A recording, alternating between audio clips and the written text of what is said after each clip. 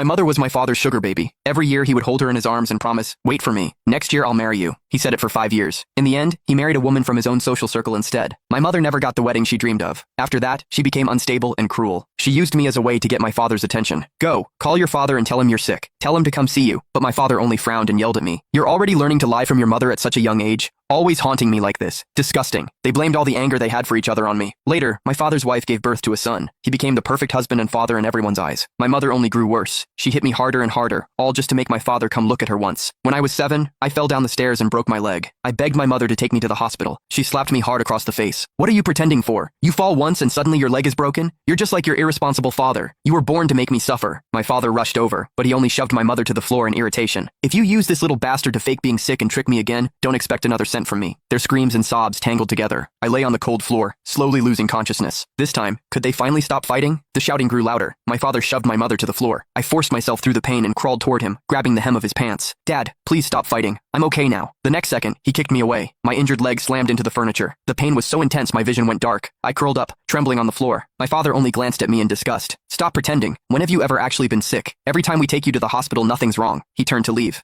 My mother grabbed him with both hands. "What is that supposed to mean? He's your son too. You're really going to walk away and leave him?" My father yanked himself free. "You've taught this kid to do nothing but lie. He's exactly like you. Disgusting." My mother froze, a wild look flickering in her eyes. "Exactly like me? Weren't you the one who lied first? You kept saying you were going to marry me. If you hadn't promised me that, I never would have given birth to this child. Since you don't care about him, I won't either." My father shook his head indifferently. "Fine by me. I don't want him anyway." My heart clenched. Dragging my leg, I crawled back to him. "Dad, please want me. I'll be good. I don't eat much. I won't cause any trouble." For once, my father looked down at me. Maybe I looked too pitiful, or too much like him. For a moment, a trace of pity flickered in his eyes. He rubbed my head. "Don't learn from your mother anymore, but I have to go home and cook something nice for your little brother today. I can't stay with you." Before I could speak, he left. My mother collapsed on the floor, sobbing. When she finally stood up, she looked at me once, and walked away without hesitation. "Since even you can't make your father stay, you're useless to me too," she muttered. My instinct to survive made me want to grab her, but seeing her walk away without looking back, I lowered my hand in despair. The pain in my leg grew worse, tears streaming down my face, blurring my mind until I lost consciousness. "It hurt so much, Dad. I really wasn't lying to you." Slowly, the pain vanished. I tried to move my leg. To my shock, it actually moved.